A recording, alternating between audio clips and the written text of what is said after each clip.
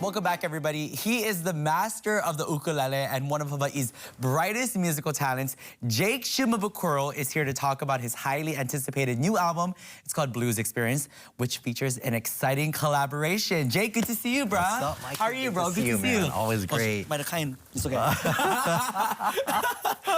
This is amazing. I want to show you guys. This is actually a hard copy. This is a record of the album. It's called Blues Experience, and if you guys can see that there's two parts. There's a side A and a side B. Tell us about this new album that did it come out already? Yeah, so okay. it just came out this weekend, and it was such an honor. It's a collaboration with Mick Fleetwood, founder of the band Fleetwood Mac, and he resides on Maui.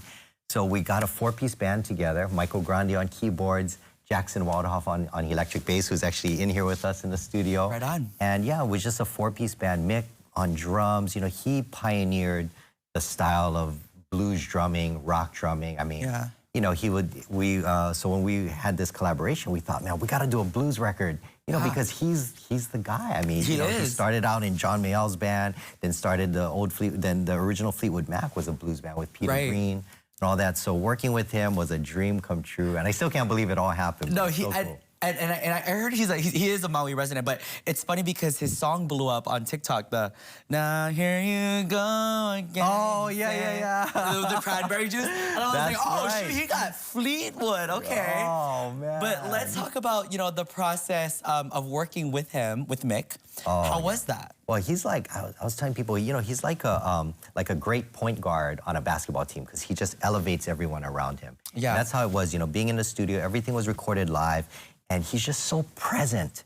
And like when he plays, his feel and his groove is just unbelievable, right? And he's making eye contact with you as we're playing. So, so he's almost like kind of conducting the band. And, and the thing that I really loved was he really pushed us to play out of our comfort zone. He said, just have fun, be experimental, just go for it. Yeah. And so, having that kind of encourage from someone like Mick Fleetwood, exactly. That's so inspiring. So yeah, it was just such a great experience. That's so crazy, bro. I mean, so you said he's just kind of zones in, right, in the studio. Oh, yeah. And so he's incredible. And you were saying about, pushing boundaries and thinking kind of outside of the box. And you mentioned in the past how important it is to push the boundaries of what the ukulele can do. So how does this album expand on that mission for you? Yeah, well, I definitely, we played stuff that, on this record that I had never played before. I mean, we tackled some Jeff Beck tunes, we tackled some Gary Moore, some Peter Green, some Albert King. I mean, so this was a real push, for me, and I really enjoyed it. It really stretched me.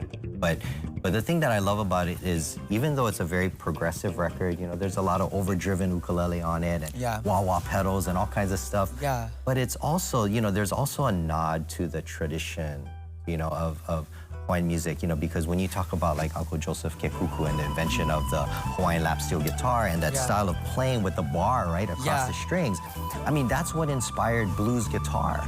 So if you go back to the old, Robert Johnson, back in the early 1900s when they were playing with the slide, the glass slide on their strings, they used to call that style of playing Hawaiian style playing. Interesting. Yeah, because that's where it came from. I mean, you think about bands like Pink Floyd, Dark Side of the Moon, that's all Hawaiian lap steel on all those records, So even though it's very progressive, it's really, there's a lot of tradition, a lot of Hawaiian tradition built into this style of music. The good foundation of, what the ukulele brought, years ago is still well alive in the current music. And I feel like a lot of people are just kind of like, we don't want to lose that or whatever, but it actually is all founded upon the same, traditions and the same styling of music, that we all grew up with. Yeah, it's a fascinating history, I mean, I talk with Kylan Reese a lot, who's just, I mean, he is just like an encyclopedia, with this kind of stuff. Right. But I mean, it's not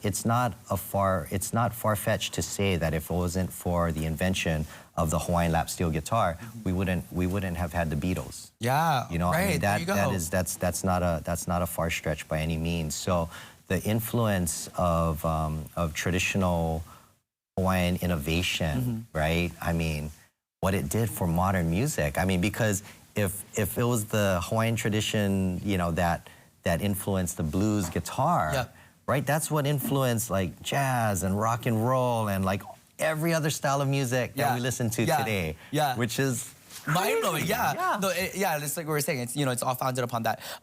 Speaking of, influencing and people just being wowed by what the ukulele can do, what is that like, when you're on, the mainland and your fans over there, they just come up to you and they're like, just seeing them just get wowed by like what you can do with the ukulele is kind of amazing, yeah. No, I love that. I always tell people that one of the best things about traveling, and playing the ukulele for people is that, most people outside of Hawaii especially have such low expectations of the instrument, right? Because they're, when they think of the ukulele, what they think of is very different from how we perceive the instrument, right? Like we were lucky. I mean, like I feel so blessed that I was born here because, I had influences like, we had Eddie Kamai, Ota-san, right? Today is Ota-san's birthday, actually. Oh, happy birthday!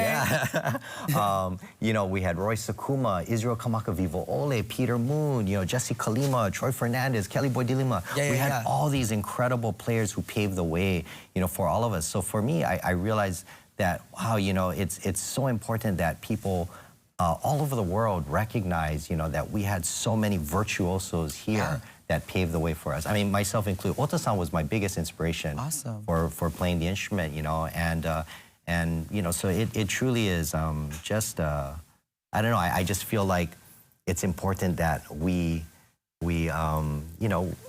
share that with people. Because back then, we didn't have social media, right? No, yeah, and to have the support, of like, people in other genres support the ukulele, which Mick Fleetwood, it's so awesome that he is, well behind everything that you stand for when it comes to the ukulele. So, when your fans listen to the album, which by the way is out now, what do you hope they take away from it? I don't know. I mean, for me, this was truly just a dream come true. I mean, I still pinch myself. I can't believe that this happened, But I hope that when they listen to it, I just hope that I don't know. I just hope that the music moves them and inspires anybody out there to think outside of the box and to realize that collaboration is so powerful. You guys can watch Jake live today and tomorrow, right? Is your album release shows? Or tomorrow, I'm sorry, you guys. Is the album release shows, it's gonna be at Blue Note. Oh yeah, we're playing the Blue Note tomorrow night. Yeah, we'll be there Tuesday and Wednesday. I'm reminding you. Thank you for keeping me on track. You guys, BlueNoteJazz.com, the information is on your screen, as well as K22.com after the show. We'll have a wrap-up of this interview and so much more. But you are actually going to perform for all of our viewers in just a little bit. Yeah, Jackson and I will get set up and shout out to Jackson. You guys stay with us.